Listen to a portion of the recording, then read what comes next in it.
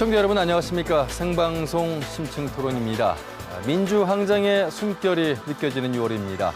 우리 역사 속에서요, 혁명과 개혁의 시작은 늘 위로부터였습니다만 동학농민혁명은 달랐습니다. 아래로부터의 출발이었습니다.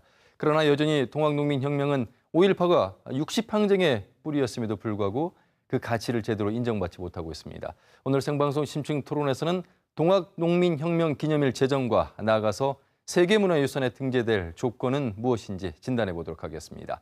시청자 여러분께서도 전화와 문자로 참여하실 수 있겠습니다. 여러분께서 주신 의견 실시간으로 전해드리겠습니다. 자, 그럼 취재 내용 보시고 토론 시작하겠습니다. 동학농민혁명 국가기념일 제정을 놓고 대타협 움직임이 일고 있습니다. 타결이 된다면 13년 동안 전북인이 스스로 가로막아온 국가기념식도 전북에서 열릴 기회가 주어집니다. 국가기념일 제정을 학수고대하고 있는 동학혁명 유족회를 비롯해 국민과 전북 도민들도 대타협의 추이를 지켜보고 있습니다. 특히 새 정부 출범을 계기로 물밑 작업이 활발하게 전개될 전망이어서 타결 시점도 앞당겨질 수 있습니다. 쟁점은 국회의원과 시장 군수들의 차기 선거 등을 노린 지역 이기주의. 하지만 국가기념일 제정 지연 행위가 전북의 위상을 가로막고 동학 선열들의 숭고한 뜻을 저버린다는 비판적인 여론 때문에 대타협은 거스를 수 없는 대세입니다. 이 고장에서 대통령 총리 주재 아래 모든 방송사가 동시 생방송으로 동학농민혁명을 기릴 수 있도록 서로 뜻을 모아야 합니다. 인류 보편의 가치와 이념으로서 동학의 정신, 동학농민혁명의 발자취도 세계 기록 유산으로 지정돼야 합니다. 동학농민혁명은 3.1 독립투쟁, 임시정부, 제주 4.3, 4.19 혁명, 광주와 87년 6월 항쟁, 최근의 촛불에 이르기까지 우리 역사를 끊임없이 쇄신해온 끈끈한 동력입니다. 네, 생방송 심층토론. 오늘은 동학농민혁명 123주년을 맞이해서 기념일 제정과 나아가서 세계문화유산에 등재될 조건에 대해서 말씀을 나눠보도록 하겠습니다. 먼저 동학농민혁명 기념재단의 이승우 이사장 나와 계시는데요. 안녕하십니까? 네, 안녕하세요.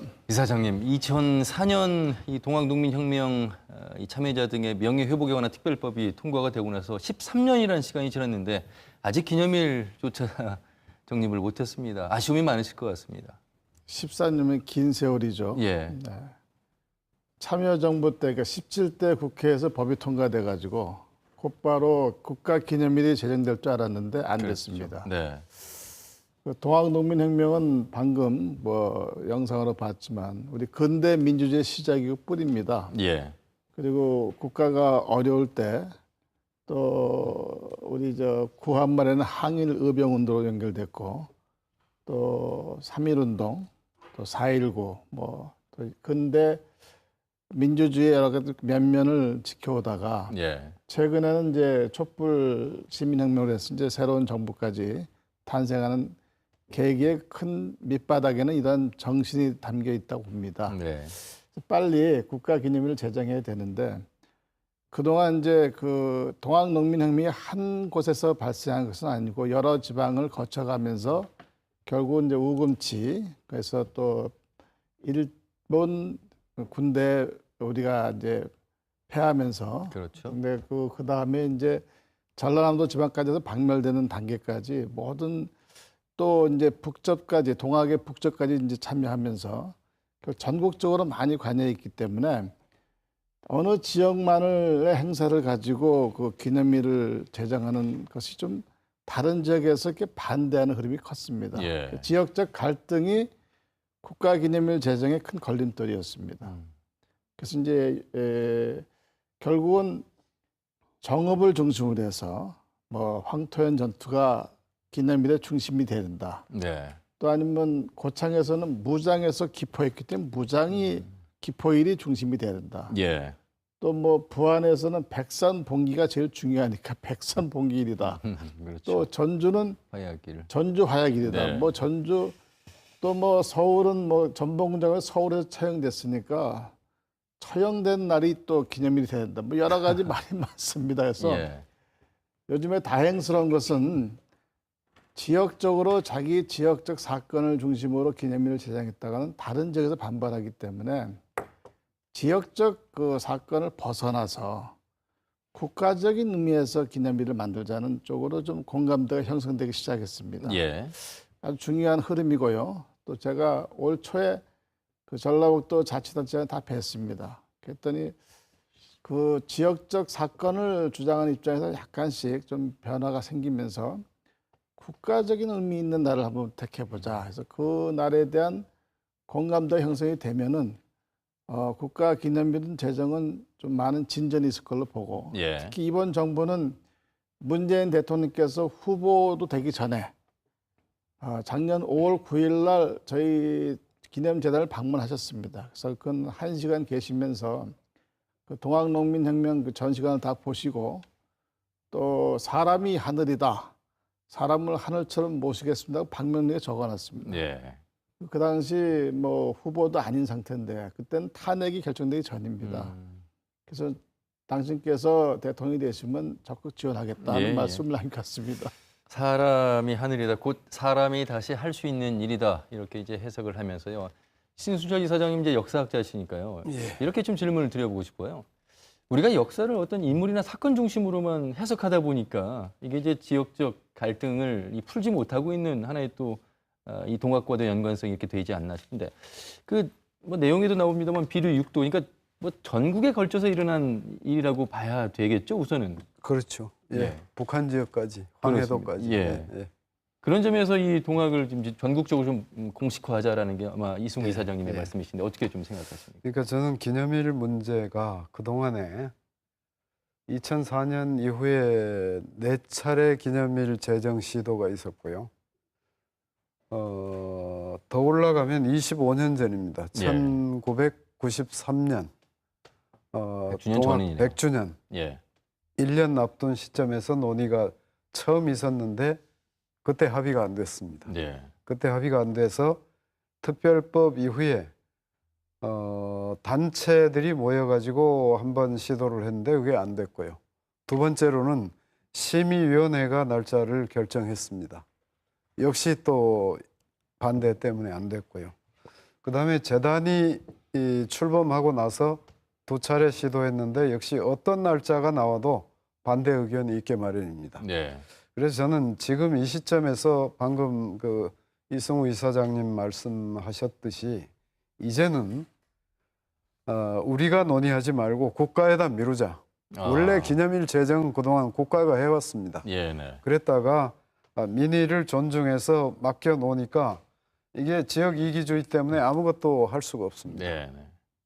그래서 이제는 지금 새 정부가 아까 문 대통령님 다녀가셨고 국회의장도 전라북도 출신이고 네. 이 기념일을 주무부서가 행정자치부입니다. 행자부 우리 이사장님하고 또 잘 아시는 분이시고 또 문화체육관광부 우리 재단이 소속되어 있는 문화체육관광부도 지금 지명 예정자 역시 굉장히 동학에 대해서 우호적인 도종환 내정자를 예, 말씀하시는 거죠? 이런 분위기가 다시는 오지 않을 것 같습니다. 예. 그래서 이번에 이런 분위기에 새 정부 출범과 동시에 기념일 제정을 해야 됩니다.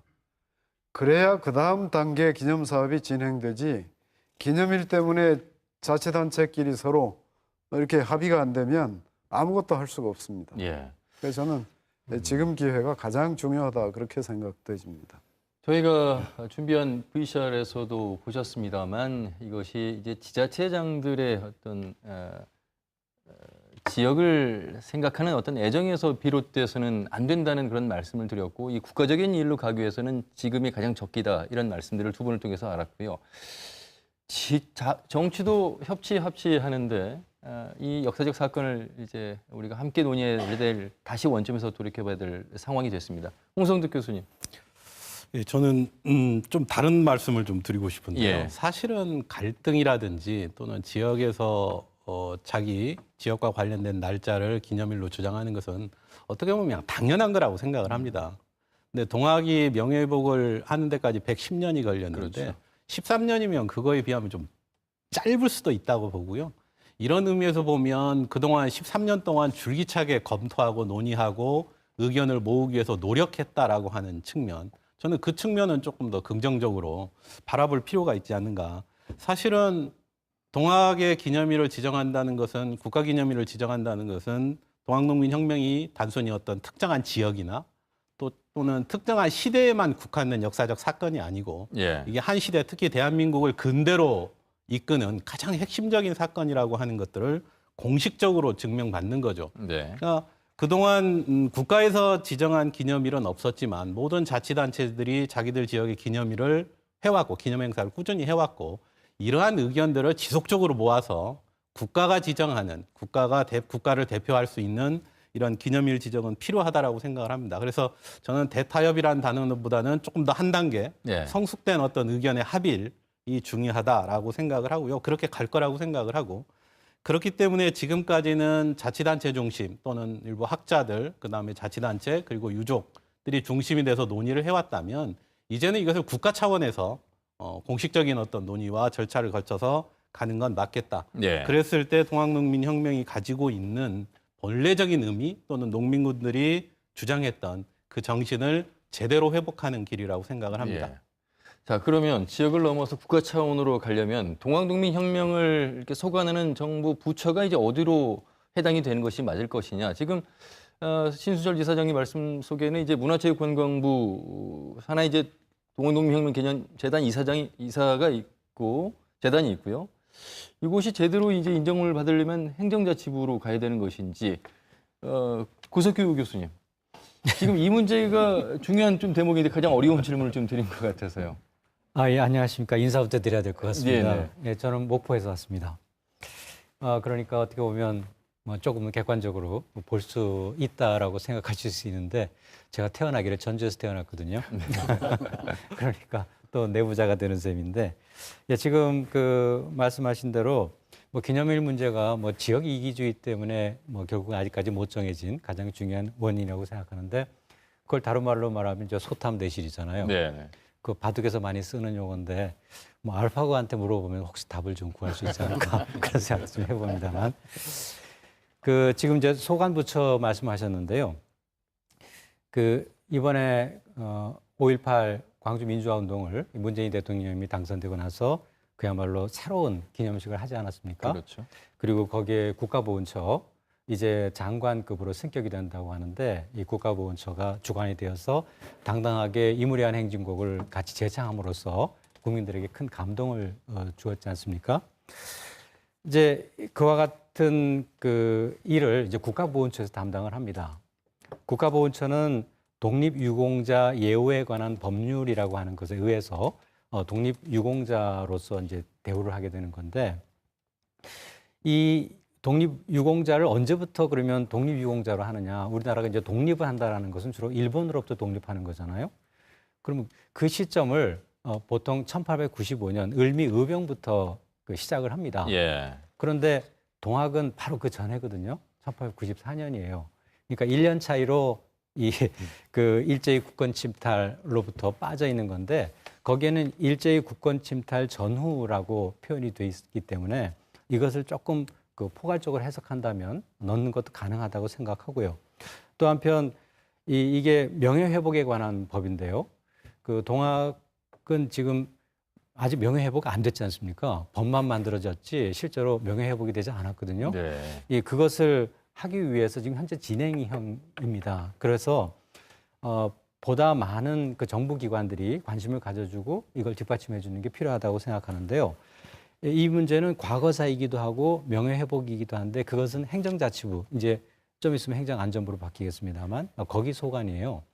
그러니까 이 독립유공자로 포괄적으로 해석하게 되면 국가보훈처에서 그리고 과거사나 명예회복의 문제로 본다면 행정안전부가 다 각각 소관하게 되는데 예. 뭐 지혜를 잘 발휘하면 세 개 부서가 공동으로 이것을 지원해 준다면 더욱 바람직하지 않을까 하는 생각도 해봅니다. 예, 신술철 제가 이사장님. 조금 원래 동학 농민군 참여자 명예회복을 위해서 방금 말씀하신 독립유공자 예우에 관한 법률의 적용 범위를 1년 앞당기려고 굉장히 노력을 했었습니다. 그런데 보훈처와 또 관계자들이 전혀 안 된다고 했거든요. 그래서 대안으로 나온 게 2004년 특별법이에요.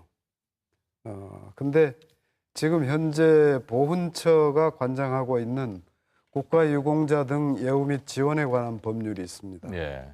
이 법률 안에는 4.19가 들어가 있어요. 5.18은 별도로 5.18 민주유공자 예우에 관한 법률이 따로 있습니다. 아하. 그걸로 이제 그 예우를 하죠. 참여자들을, 희생자들을 예우를 하는데, 그래서 지금 동학이 5.18 민주유공자 예우에 관한 법률은 2002년에 제정됐습니다. 그리고 2004년에 동학 특별법이 제정이 됐죠. 이게 정말 동학 농민혁명 참여자 명예회복이 제대로 되려면 보훈처가 주관을 하는 특별법이 돼야 된다. 예. 그래서 저는 특별법을 개정을 함과 동시에 이걸 주관부서를 보훈처로 옮겨가야 제대로 된 기념사업이 국가 지원이 이루어질 수 있다. 그런 생각을 가지고 있습니다. 예. 아마 이것도 이번 기회에 논의가 좀 진전이 됐으면 좋겠다 싶어요. 예. 사실 그 1년 차이긴 합니다만 동학농민혁명을 1차 봉기와 2차 봉기로 나눠서 해석을 하자면 이제 봉건 체제에 대한 개혁을 1차로 보고 2차를 이제 항일 무장으로 본다면 역시 1년 차이긴 합니다만 포함이 될 수 있는 부분인데 아직 현재 진행되지 않고 있는 부분.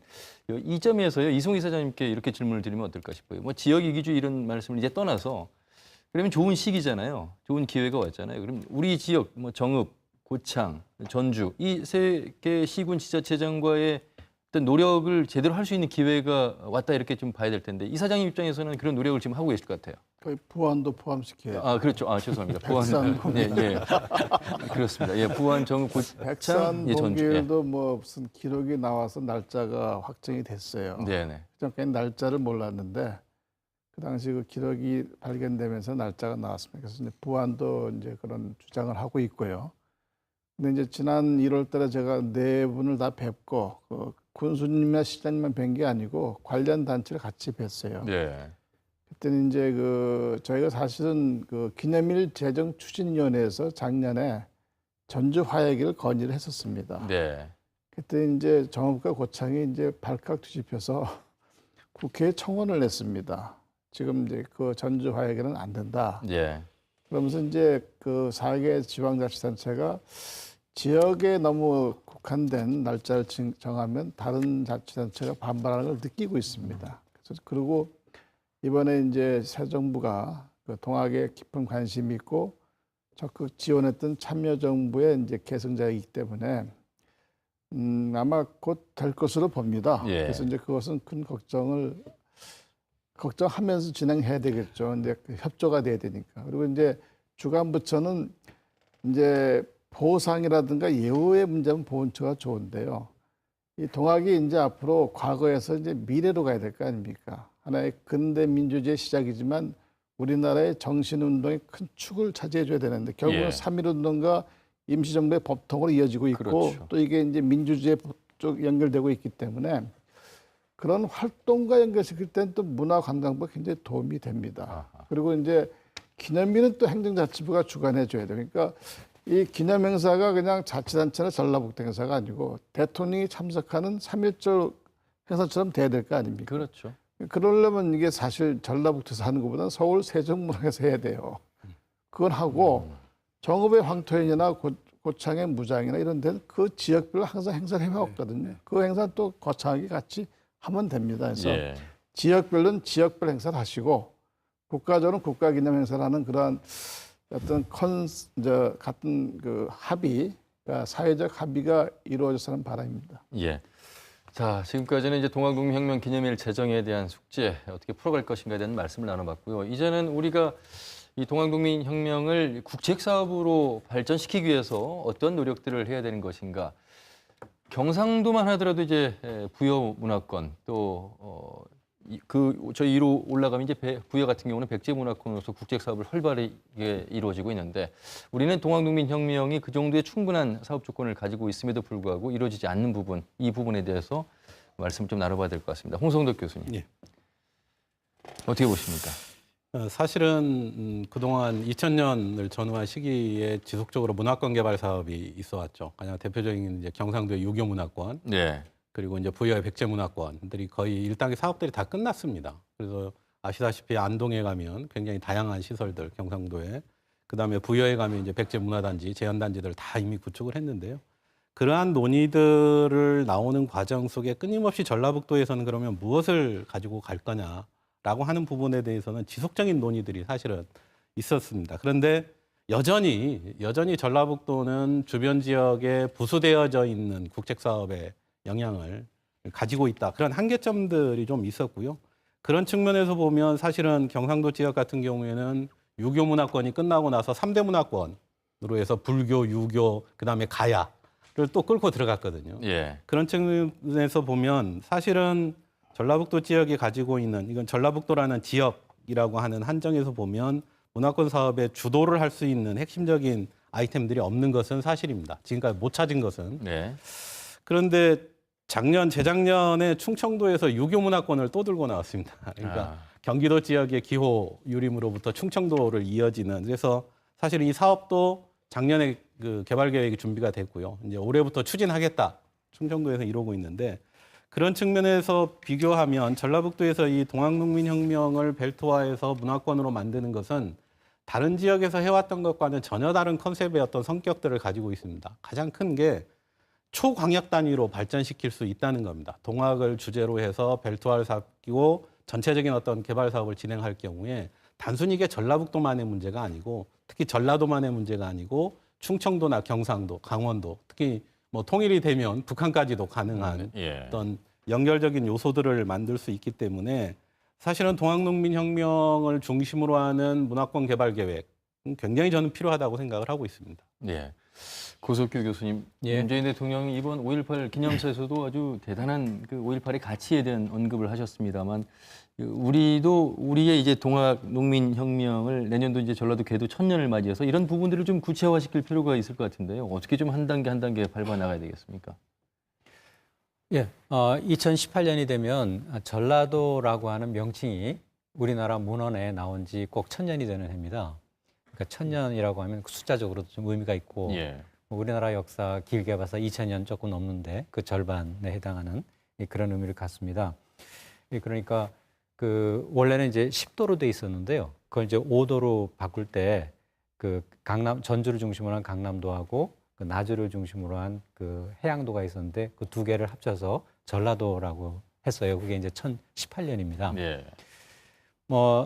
그래서 지금 이제 전북, 전남, 광주 이 세 광역자치단체가 상생 협력 사업의 하나로 이 전라도 1000년 기념 사업을 지금 추진을 하고 그렇죠. 있습니다. 네. 이 일의 목적은 여러 가지가 있겠지만 저는 제일 중요한 것은 지금 그렇지 않아도 별로 이제 힘이 없는 이 호남 지역이 셋으로 나뉘어져 가지고 서로 갈등하고 경쟁하고 이러다가 보니까 더욱더 힘이 없어져 버렸는데 결국 우리가 한 뿌리였다. 1000년 전에는 같은 하나의 도민으로서 함께 같은 정체성을 가지고 있었다라는 것을 예. 확인하는 작업 그런 것들이 제일 중요하다라는 생각을 갖고요. 예. 우리가 그 5.18도 그렇지만 동학이라든가 이런 어떤 이 민주주의를 위한 중요한 그 목표를 가진 운동이었지만 이게 조금은 전라도에 대한 어떤 왜곡의 요소로도 활용이 되거든요. 그러니까 좀 저항이 많다, 반감이 많다 이런 식으로 해서 이제 왜곡된 이미지를 가질 수도 있어요. 근데 이런 왜곡된 이미지를 이제 바꿔야 되는데 예. 조금 적절치 않을지 모르겠지만 이제 고종의 비가 옛날에 민비라고 불렀던 그 명성황후가 있어요. 예. 명성황후가 그동안 일본인들에 의한 왜곡 때문에 부덕하고 간악한 왕비 이런 식으로 인식이 됐었는데요. 95년에 그 뮤지컬 명성황후라는 게 만들어졌거든요. 그렇죠. 그래서 이 명성황후라는 뮤지컬이 성공하면서 명성황후에 대한 인식이 달라졌어요. 즉 뭐냐면 일제히 국권 침탈에 저항하다가 죽임을 당한 국모라고 해서 영웅으로 묘사가 되는 그런 거란 말이죠. 그러니까 어떻게 본다면 그 조그마한 어떤 계기가 인식을 크게 바꿀 수 있는 거죠. 예. 좀 시간이 없어서 많이 얘기 못 하겠지만 이제 프랑스에도 피디프 역사 테마파크라고 하는 게 있는데 그것도 비슷한 경우거든요. 그 지역이 가지고 있는 왜곡된 인식을 어떤 시네스엔이라는 연극을 통해서 새롭게 바꿔놓은 거예요. 그래서 우리도 이런 그 전라도 1000년을 기념해서 역사 테마파크 같은 것들을 새롭게 만들어서 이 동학농민혁명에 대한 종합적인 역사 재조명 예. 이걸 통해 가지고 동학에 대한 인식도 바꾸고 또 이 지역 경제도 살릴 수 있는 예, 네. 뭐 그런 길을 만든다면 굉장히 좋지 않겠나 그럼 이제 생각을 그것을 해봅니다. 이승우 이사장님께서 이제 준비를 하셔야 될 것 같은데 전국화하고 공식화하기 위해서 종합개발계획 같은 것도 이제 아마 세우셨을 것 같고 뭐 지역 간의 연계도 좀 하실 것 같은데. 작년에 2010년에 동학농민혁명 역사문화 조성계획, 예. 역사문화벨트 조성계획을 세웠습니다. 그리고 이제 그거에 의해서 올해는 역사유적 탐방로 그 조성계획도 좀 추진하고 있고, 그다음에 이제 동학농민혁명 광역문화권, 아까 우리 교수님께서 말씀하신 대로 이게 이제 전라남북도, 충청도, 강원도, 경상도, 또 황해도까지 연결되기 때문에 예. 그 행사나 유적지를 탐방하는 일이 굉장히 그 여러 가지 의미를 갖게 할 수 있습니다. 예. 요즘에 이제 국내 그 많은 분들이 여행을 할 때 그냥 단순히 그 즐기기 위한 여행뿐 아니고 역사를 배우면서 자기 가족 단위로 역사를 가르쳐 주는 여행을 많이 하거든요. 예. 그래서 이제 전주 한옥마을도 오고 우리 군산의 근대 역사 문화를 오는 것이 다 역사를 가르쳐 주는 겁니다. 자기 어린 후손들한테. 그게 이제 동학농민혁명을 지금 전라도만의 사건이 아니고 전국화시켜야 되고, 네. 그다음에 이제 미래화시키는 과정에 이제 젊은 잘하는 청장년한테 알려야 됩니다. 그죠? 같이 공유시켜야 되고 그렇습니다. 그런 활동을 이제 활발히 전개하면서 이제 말한 대로 이제 광역문화권, 유교문화권 같은 유적지를 정비해 나가고, 그럼 자치단체가 이제 관심이 높아지면 자기 지역 내 그런 흔적들을 다 이제 나름을 정비하고 이제 복원할 겁니다. 그럼 그것을 찾아다니는 활동, 소위 말하면 어떤 프로그램을 또 잘 활성화시키면 우리 요즘에 이제 주말에 이틀씩 쉬기 때문에 많이 다니거든요. 그렇죠. 거기에 이제 같이 동학농민혁명을 새기면서 또 그것을 느끼면서 또 앞으로 우리 민주시민으로서 양식을 소양 키우는 그런 프로그램을 많이 할 수 있습니다. 근데 예. 문제는 예산이 적어요. 예산이 점점 줄고 있습니다. 저희가 재단이 생긴 지 10년 좀 지났는데 자꾸 예산이 줄고 있어요. 예. 근데 이제 이번 정부부터 많이 줄 걸로 기대하고 있습니다. 예. 신순철 이사장님. 예, 그 지금 광역문화권 가령 안동의 유교문화권이나 부여공주의 백제문화권 같은 경우에 안동은 지금 한 25년 됐습니다. 시작한 지가. 백제는 조금 그보다 한 20년 가까이 됐는데 들어간 예산이 1,000억이 넘습니다. 근데 전라남북도에서는 그렇게 큰 예산이 들어간 문화사업이 없죠. 그래서 이걸 어떻게 엮어내느냐가 대단히 중요한 것 같습니다. 동학농민혁명을, 그것도 전라남북도뿐만이 아니고 충청도, 경기도, 강원도, 경상도까지 포함되어 있는 이 사업을 관광문화사업으로 어떻게 엮어내느냐가 가장 중요한 일인 것 같은데요. 예. 그리고 지금 앞에도 말씀드렸듯이 기회가 좋을 뿐만 아니라 지금 그 사적 지정이 되어 있는 곳이 황토현과 공주 우금치와 장성과 그리고 전라남도 장흥 유적이 사적으로 지정되어 있습니다. 아마 일반인들은 전혀 왜 장흥이 그럴까 이런 생각을 할 텐데요. 장흥이 전봉준, 손아준, 김계남 세 분이 체포된 이후에 3만 명 이상이 모여가지고 장흥성을 점령했던 그런 유적지입니다. 예. 그러니까 이런 부분을 감안해서 생각해 보면 이걸 우리가 문화 관광적으로 그리고 미래지향적으로 어떻게 이걸 사업으로 엮어내느냐 하는 역량이 우리 전라북도에 주어진 과제인 것 같습니다. 그래서 이걸 용역을 맡기든지 아니면 여튼 좀 머리를 맞대고 이 기회를 살리기 위해서 커다란 사업 하나를 만들어내야 될 것 같습니다. 기본적으로 몇 년 동안 계속 고민해왔던 건데요. 네. 동학이 사실은 그렇게 들어가지 못하는 이유가 사실은 동학을 자꾸 역사적인 사건으로만 보고 있다는 겁니다. 동학에서 이야기하고 있는 것이 여전히 현재적 문제이고 현재의 민주주의의 가치에 대해서 연결되어 있는데 네.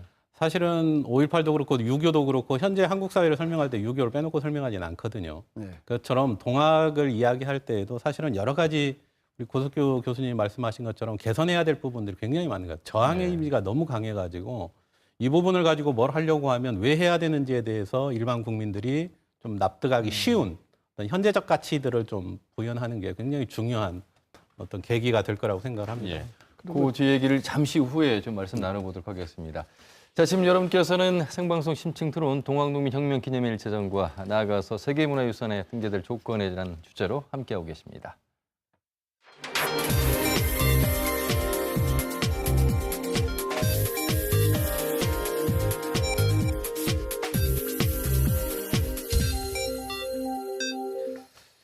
그 홍성덕 교수님께서 말씀하신 내용이 중요할 것 같아요. 아마 이 늦은 밤에 생방송 심층 토론에서 주제로 관심도가 좀 떨어질 수도 있겠다 하시는 시청자분들이 계실 것 같은데 그것이 바로 이제 현대적 가치를 좀 더 재조명을 해주질 못한 아마 아쉬움, 숙제가 아닐까 싶어서 고석규 교수님, 촛불 정신 하면은 탄핵 과정에서 정말 80%가 넘는 그 대한민국 국민이 함께했습니다. 그 정신이 어디서 왔을까? 그 시작을 거슬러 올라갔을 때 바로 이것이 이제 동학혁명의 정신이고요. 문재인 대통령은 5.18 정신을 헌법 전문에 수록하면서 광주 정신, 즉 혁명의 정신을 헌법으로 계승하겠노라 이렇게 말씀하셨습니다. 그에 앞서서 일어난 그 동학의 정신은 잠시 좀 잠재우고 있는 것 같아서 바로 이런 부분들을 좀 현실화해서 말씀을 해주시면 좀 더 이해가 편할 것 같습니다.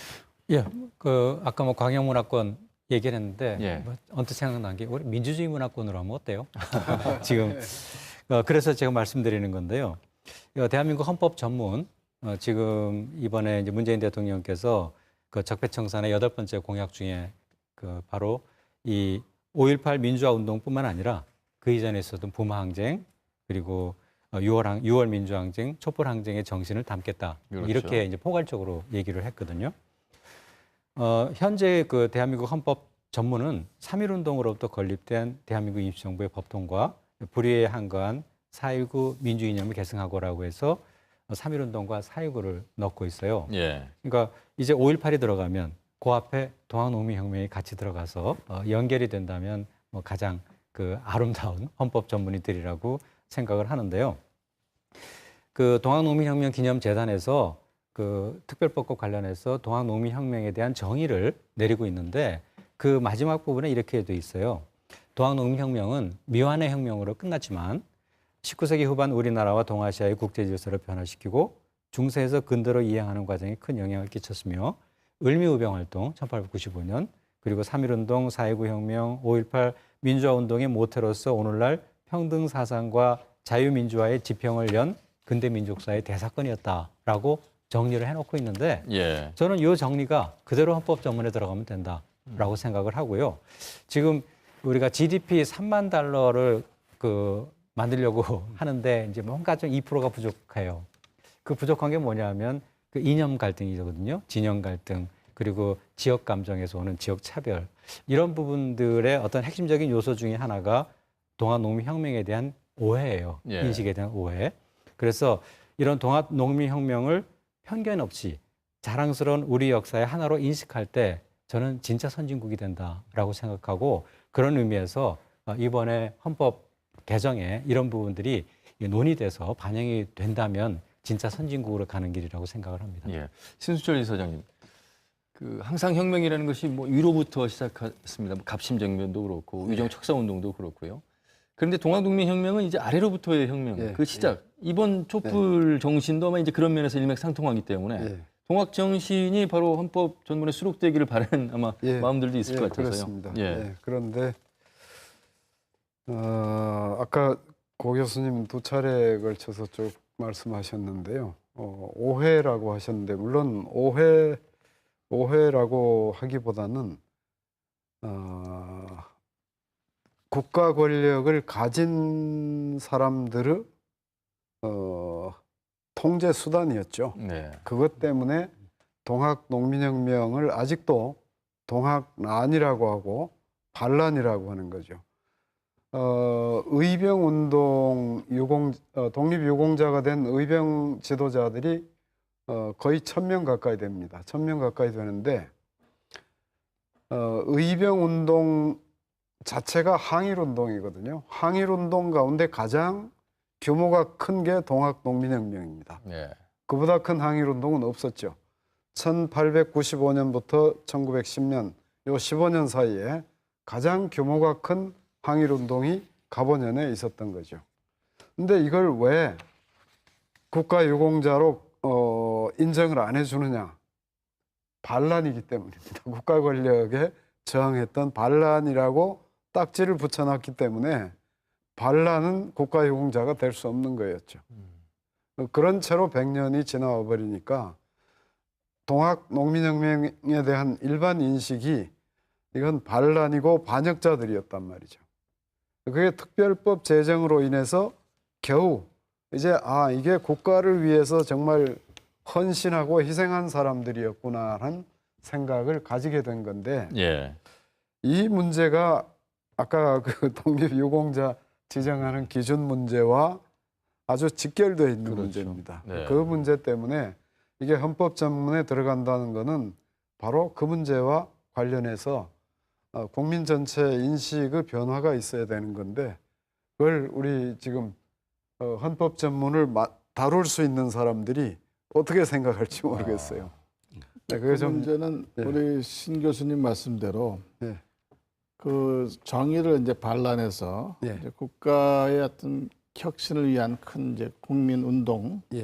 혁명으로 이제 정의를 내리면서 전번에 늘려면 우리 이제 관련 단체를 비롯해서 모든 사람들이 청원을 해야 돼요. 이제 2018년에 헌법 개정을 이제 지금 예정으로는 지방선거 때 같이 예, 그러기로 했죠. 이제 투표에 붙인다고 돼 있는데 국민 예. 투표에 그 전에 저희들이 이제 그 문제를 정리해서 이 3.1운동의 또 임시정부의 법통이 동학농민혁명부터 시작돼서 그 흐름이 쭉 이어왔다는 것을 주장하고 저희 뭐 재단뿐 아니고 이건 사실은 관련 단체 유족회 학계에서 청원을 강하게 해야 됩니다. 예. 그냥 또 주장을 해주셔야 되고 학설을 제기해야 되고 지금 벌써 동학농민혁명도 지금 이 정읍에서는 왜 1월달에 고부 예. 밀란을 왜 포함 안 시키느냐? 왜 무장 기포 때부터 환산하면 이런 또 논란이 있잖아요. 네. 이런 것들도 같이 종합적으로 검토해서 나름대로 예. 사실 거기 백범 김구 선생의 행적을 찾아보면 그렇죠. 그분도 다 나타나거든요. 공항에도 해주 백범 접주였죠. 김구 선생은 네. 동학부터 시작해서 대한민국 정부 수립까지 다 연결되어 있는 분이에요. 예. 그러니까 김구 선생의 생애가 그대로 여기서 적용되는 거고 네네. 사실 그 촛불 시민혁명도 아까 우리 신 이사장님 말씀하셨지만 당시에 그 동학농민혁명 당시에 지배층의 입장에서 보면 그 똑같이 반란이에요. 정부에 대해서 저항을 한 거니까. 네. 그렇지만 우리는 그걸 반란이라고 생각하지 않잖아요. 동학농민혁명이나 촛불시민혁명이나 사실은 같은 거예요. 예. 우리는 이제 그런 것들을 같은 걸로 볼 수 있게 된 거죠. 그게 사실은 정부나 권력에 대한 반대인 거고 저항인 거지 국가에 대한 반대나 저항은 아니거든요. 네. 사실은 그렇죠. 그 굉장히 좀 오해를 하고 있는 부분들이 예, 예. 거죠.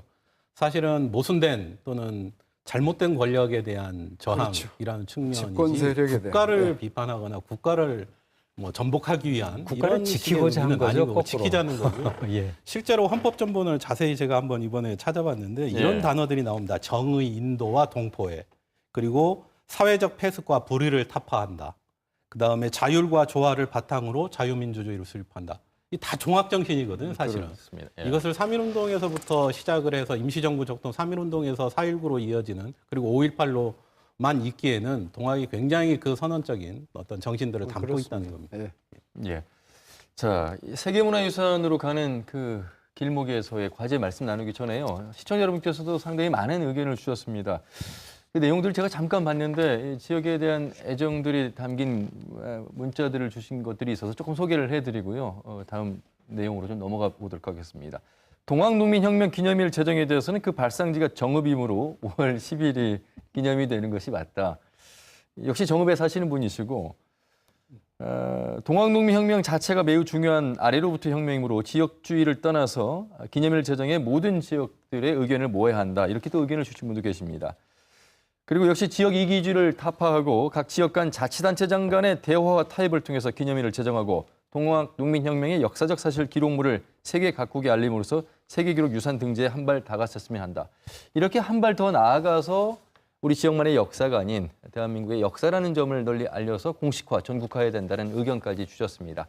자, 세계문화 기록유산으로 가기 위해서 저희가 이제 노력들을 해오고 있고 2번 정도의 등재 신청을 했습니다만 되지 않았습니다. 계속해서 이제 걸어가야 될 길인데 요 내용 홍성덕 교수님 먼저 아무래도 기록문화유산이기 때문에 관련된 그 세계기록문화유산은 사실은 재작년부터 물밑 논의를 했고 한번 잠재 등재 목록에 신청을 해서 한번 떨어진 경험을 가지고 있죠. 그리고 올해 다시 지금 신청을 한 상태고요.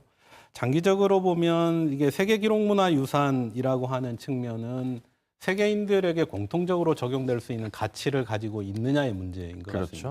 그래서 동학이 자꾸 앞에서도 잠깐 이야기가 나왔지만 어떤 권력에 대한 어떤 저항의 이미지가 너무 강한데 사실은 동학이 가지고 있는 자체는 인권에 대한 기록물이라는 점이거든요. 그들이 움직였던 것은 어떤 인명을 존중하는 나라다운 나라라든지 사람다운 사람이 되기 위한 그러한 정신을 내포하고 있는 거고요.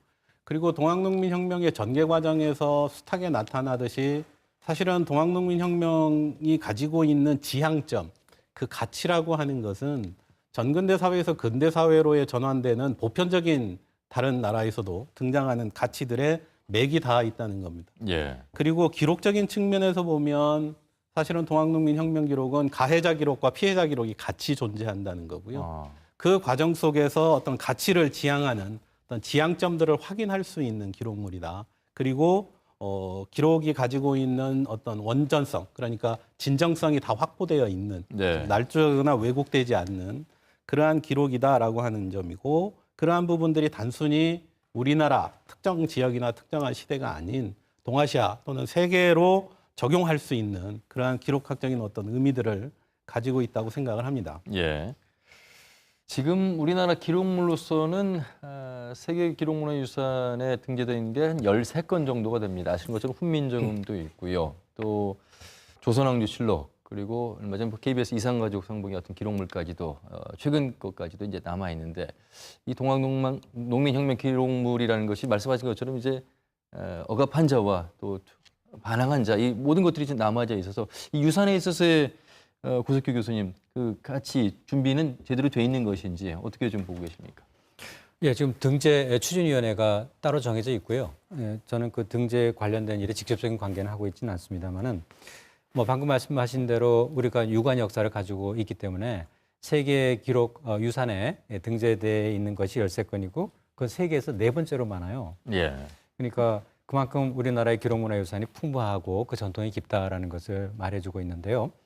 이게 매 2년마다 문화재청에서 국내에서 올릴 걸 2건을 정하고요. 이걸 유네스코에 올리면 유네스코에서는 또 거기서 다시 선정을 해서 합니다. 그러니까 무슨 말이냐면 경쟁자가 있다는 겁니다. 우리가 제출하면 되는 게 아니고 경쟁에서 이겨야 되는 거죠. 근데 이 경쟁에서 이기려면 어떻게 해야 되느냐? 지금 이제 3번째 도전하는 거죠, 벌써. 지금까지는 우리가 동학농민혁명과 관련된 이야기들을 할 때 지금 방금 이게 뭐 시민혁명이고 폭력적인 국가 폭력에 맞서서 싸웠던 정의적인 사건이었다라는 데 좀 초점을 두어서 주로 대내용으로 연구를 했고 대내용으로 관심을 가졌어요.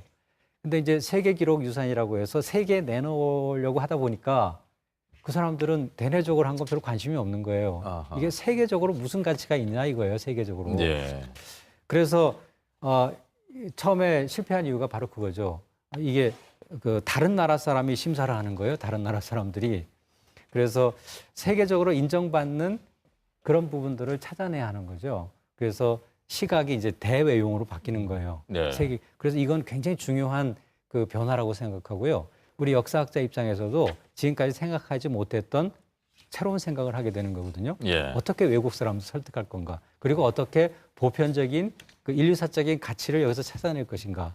그렇게 해서 생각한 것이 결국 뭐냐면 동학농민군이 지향했던 것이 평등사회고 정의사회고 또 국가폭력에 맞서 싸웠던 정의와 평화의 이념을 갖고 있었다라는 거죠.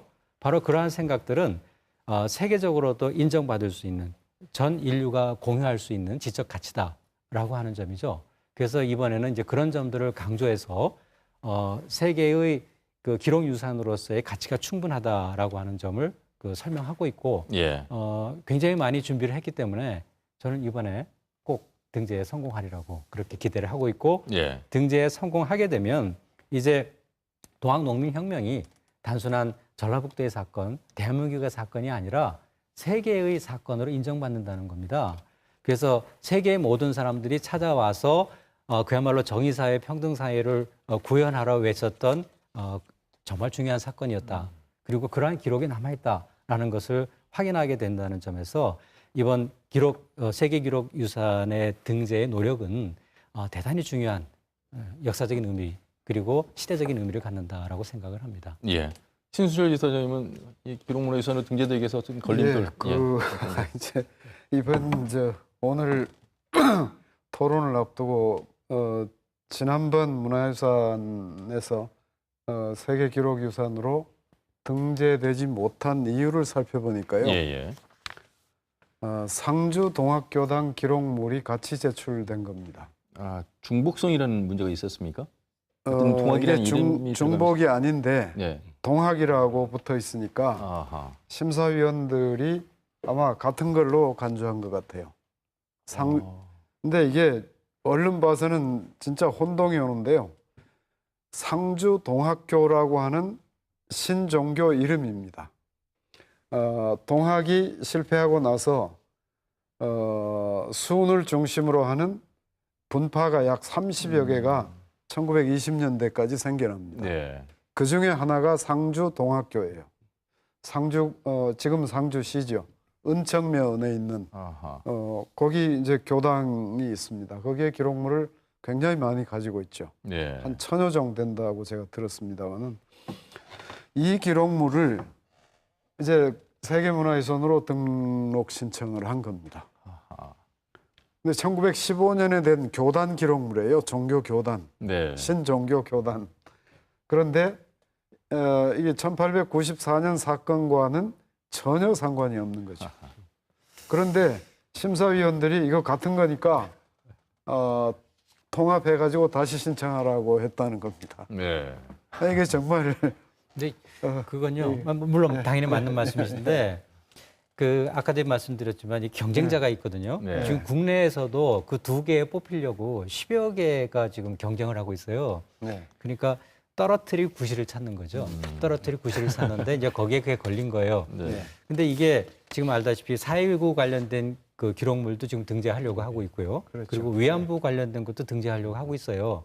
그러니까 동학은 우리 입장에서는 굉장히 중요하지만 또 4.19도 굉장히 중요한 거 아니에요. 네. 맞습니다. 그러니까 그런 것들과의 경쟁에서 이겨야 되는 건데요.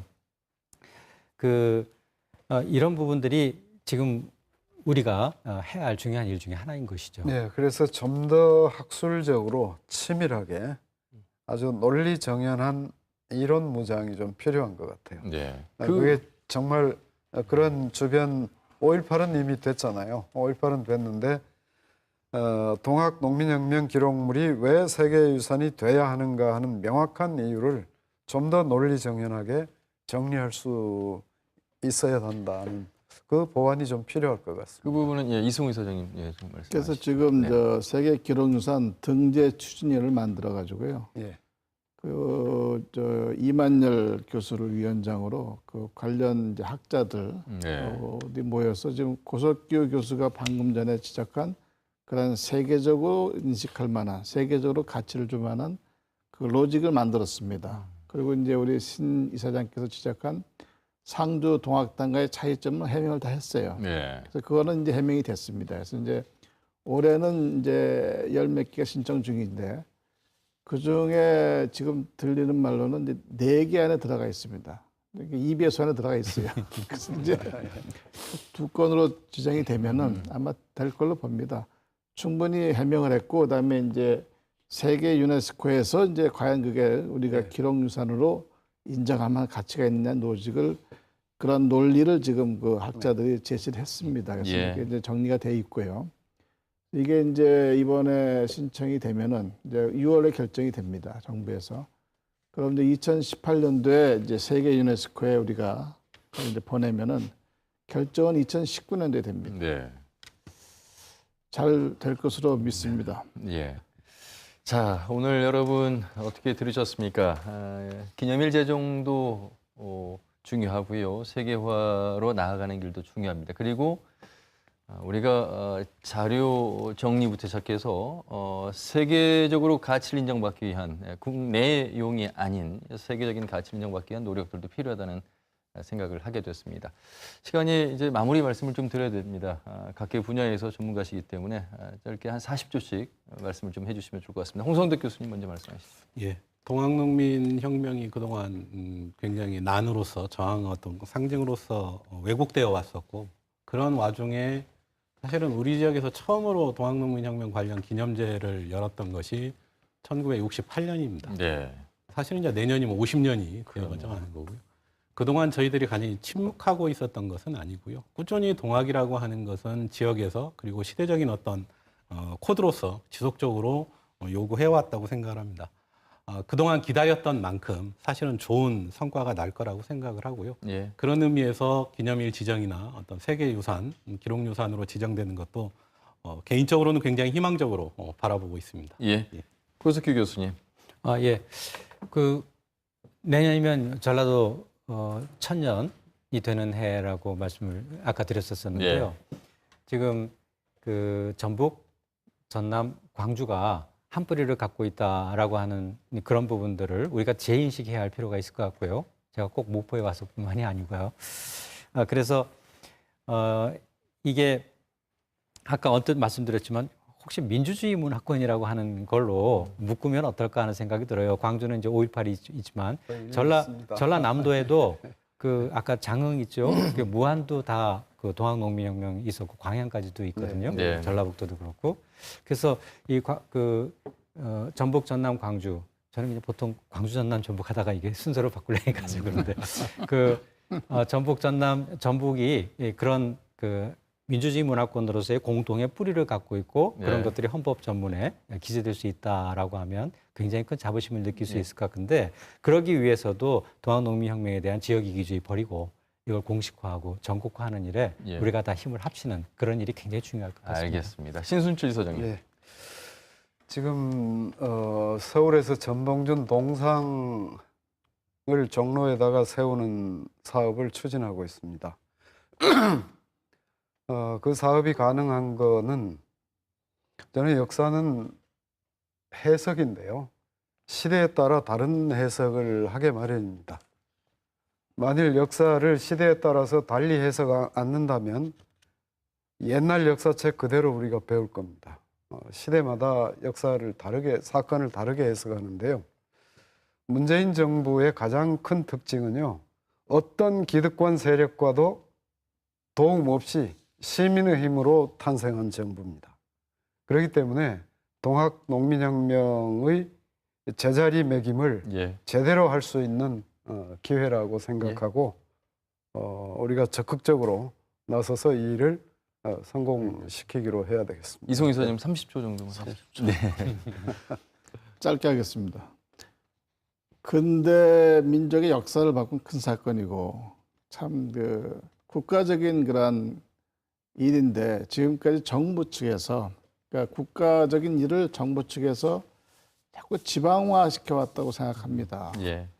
그래서 지금 제가 작년에 기념공원, 기념일 제정, 기록유산 등을 추진하면서 느낀 것은 이 예산을 담당하는 정부 측에서 자꾸 지방 예산을 부담시키는 겁니다. 이건 국가적인 행사인데. 그래서 이번 정부에서는 이것을 국가적인 사건과 국가적인 행사, 국가적인 일로 진행하는 일을 해주기를 바랍니다. 알겠습니다. 진행자는 짧게 정리하겠습니다. 내년에 또 이 동학농민혁명 기념 제정일 가지고 토론 안 했으면 좋겠습니다. 이제는 좀 전국화 공식화해서 세계로 가는 그런 주제를 가지고 토론해 보기를 기대하면서 오늘 여기서 마무리하도록 하겠습니다. 네 분 말씀 잘 들었습니다. 고맙습니다. 감사합니다. 감사합니다. 늦은 밤까지 시청해 주신 여러분 고맙습니다.